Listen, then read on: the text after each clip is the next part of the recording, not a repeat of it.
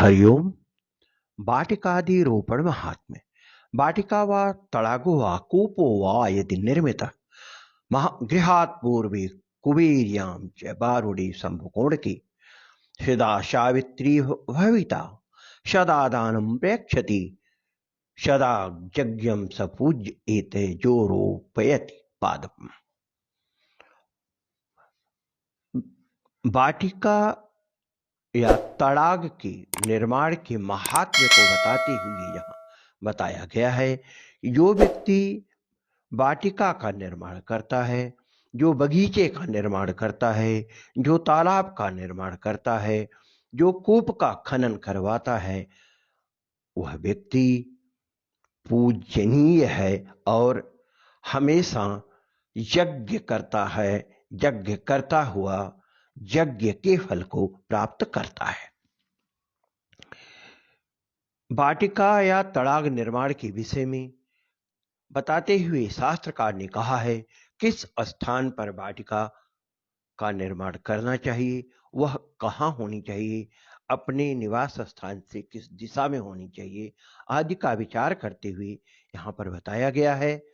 जो घर के पूर्व, पश्चिम, उत्तर पश्चिम अथवा ईशान कोण में वाटिका, तालाब अथवा कुएं का निर्माण करवाता है, वह सदा गायत्री पुरस्चरण करने के समान फल को प्राप्त करता है, सदैव दान देता है तथा हमेशा यज्ञ करता है, ऐसा हम कह सकते हैं। अर्थात वाटिका निर्माण, तालाब निर्माण, कुएं का बनवाना, यह सभी कार्य यज्ञ करने के समान ही फलदायी होते हैं। वृक्षारोपण से भी लताओं को लगाने का फल अधिक है।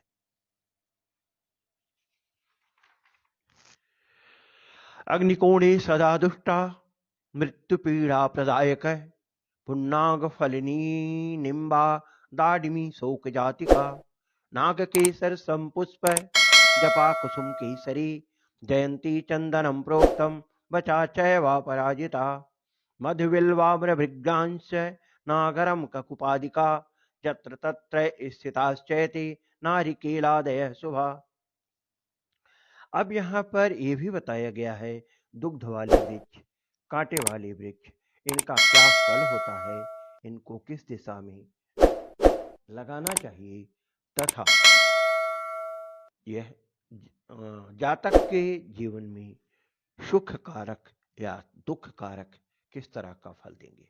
इस बात को कहते हुए शास्त्रकार ने लिखा है दूध वाले वृक्ष जैसे बरगद, पीपल, लाल फूल वाला वृक्ष, कांटे वाले वृक्ष, सेमल, पाखड़, गूलर ये वृक्ष अग्निकोण में सदैव दुष्ट फल प्रदान करने वाले होते हैं। इनके रोपण से पीड़ा तथा मृत्यु का भय बना रहता है। पुन्नाग फल वाला वृक्ष नीम, अनार, अशोक, जाति, नागकेसर, अड़हुल, केसर, जयंती, चंदन, बचा, अपराजिता, महुआ, बेल, आम, दालचीनी, नागर, नारियल ये वृक्ष किसी भी दिशा में शुभ फल देने वाले होते हैं। अर्थात इनको किसी भी दिशा में लगाया जा सकता है, परंतु दूध और कांटे वाले वृक्षों को लगाने से सदैव बचना चाहिए, खास करके कुछ विशेष दिशाओं में। वृक्षारोपणात् स्वर्ग प्राप्ति प्रकार है। ऐसा भी कहा गया है जो व्यक्ति वृक्षारोपण करता है उसको स्वर्ग की प्राप्ति होती है। इस विषय में बताते हुए शास्त्रकार ने यहां वर्णन किया है अश्वत्थम च कदम्बम च कदली बीजपूरकम गृहीजस्य प्ररोहन्ति स गृही न प्ररोहति सर्वत्र पनसः सस्तु दक्षिणे सकलाखला वृक्षा नरोप एदेवं स तदा सुखभाग भवेत् अश्वत्थमेकं पिचुमन्दमेकं नग्रोध्रमेकं दश चिड़ीकं कपित्थबिल्वा मलकत्रयश्च पंचाम्रवापी नरकं च पश्येत्।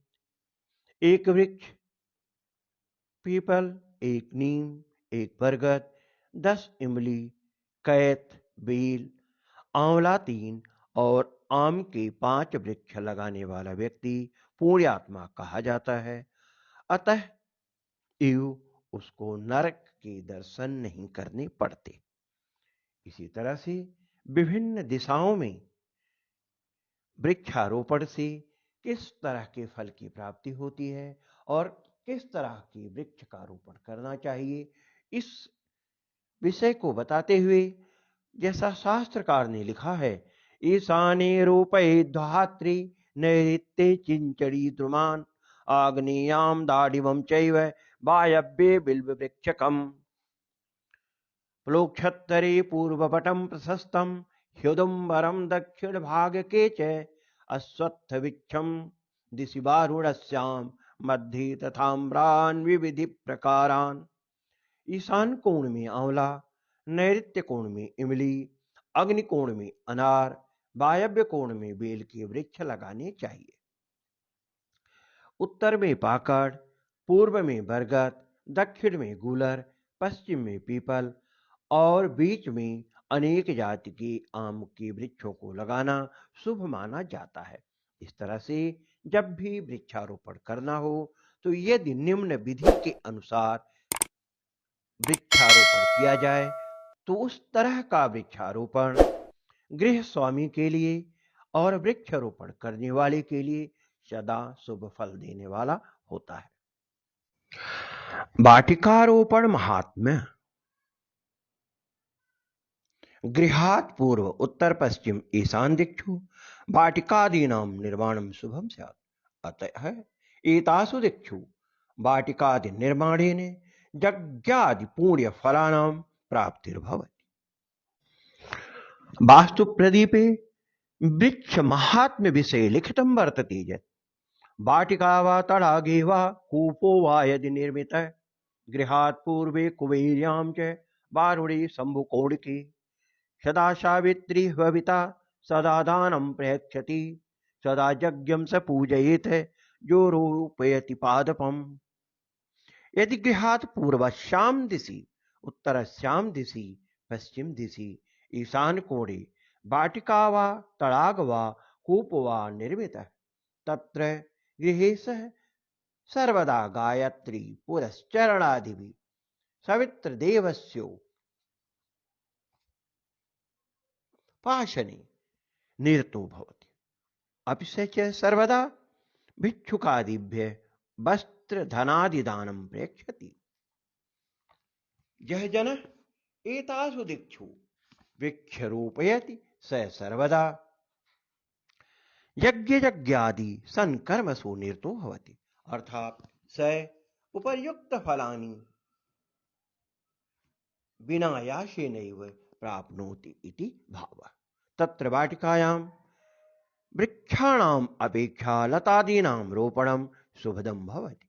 यथोक्तम् अस्ति वरं भूमिरुहापञ्च न तु कोष्ठैरुहादश पत्रे पुष्पैः फलैर्मूलं कुर्वन्ति पितृतर्पणम्।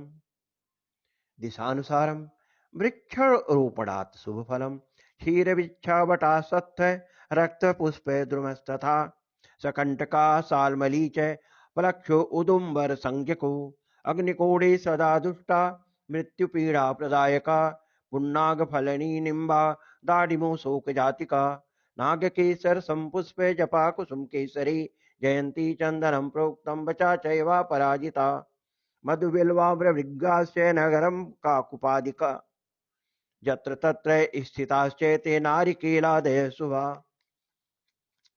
अग्निकोणी सदुग्ध वृक्षा बट अश्वत्थ रक्त पुष्प वृक्षा कंठयुक्त वृक्षा साल्मली प्लक्ष उदुम्बर वृक्षा अशुभ फल प्रदा मृत्यु पीड़ा प्रदायका भवन्ति। पुन्नाग फलिनी निम्बदाडिनी अशोक जाति नाग केसर वृक्षा पुष्य युक्ता वृक्षा जपा कुसुम केसर जयंती चंदन बचा अपराजिता मधुबिल्व आम्र श्रृंगनागर ककुप नारिकेलादयः वृक्षा यत्र स्थिता स्युः तत्र शुभम भवति। वृक्षरोपणात् स्वर्ग प्राप्ति विचार विषये लिखितं वर्तते यत् यस्य गृहे अश्वत्थं पीपल इति कदली केला बीजपूरकं निम्बु इत्यादयः वृक्षाः प्ररोहन्ति स गृही न प्ररोहति अर्थात स गृही वृद्धिं न प्राप्नोति तथा सर्वत्र प्रत्येक स्थानेषु पनसः कटहल इति सस्तः सुबधः भवति। दक्षिण गृहस्य बहिः दक्षिण भागे समस्त वृक्षाः अशुभ फलप्रदाः भवन्ति। यस्य गृहे अश्वत्थं कदम्ब कदली बीजपूरकश्च इत्यादयः वृक्षाः प्ररोहन्ति स गृहकर्ता कदापि वृद्धिं न प्राप्नोति अर्थात गृहे सस्य वंश वृद्धिर् न भवति तथा च सर्वत्र पनस वृक्षः शुभ फलदो भवति। गृहस्य बहिः दक्षिण भागे समस्त वृक्षाः अशुभ फलप्रदाः भवन्ति। गृहस्य बहिः दक्षिण भागे समस्त वृक्षाः अशुभ फलप्रदाः भवन्ति। दिग्विभागेन वृक्षारोपण प्रकारः वाटिकायां पूर्वोत्तर कोणे आमलक वृक्षं रोपयेत्, नैऋत्ये चिंचिड़ी इमली वृक्षान् रोपयेत्, दक्षिण पूर्व कोणे दाडिम वृक्ष अनार इति आरोपयेत्, पश्चिमोत्तर कोणे बिल्व वृक्षं च रोपयेत् तथा च वाटिकायाः उत्तर दिशि प्लक्ष वृक्षं पूर्व दिशि वट वृक्षं रोपयेत्। वाटिकायाः दक्षिण दिशि उदुम्बर वृक्ष शुभ फलप्रदः भवति।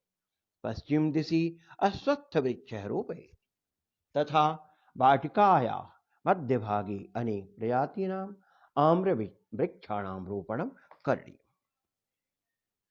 अहं विषयम् अत्रैव विरमामि, पुनः मिलामः। धन्यवादः। अग्रिमः विषयः अस्ति ग्रन्थस्य मूलपाठः। धन्यवादः। शुभं भूयात्।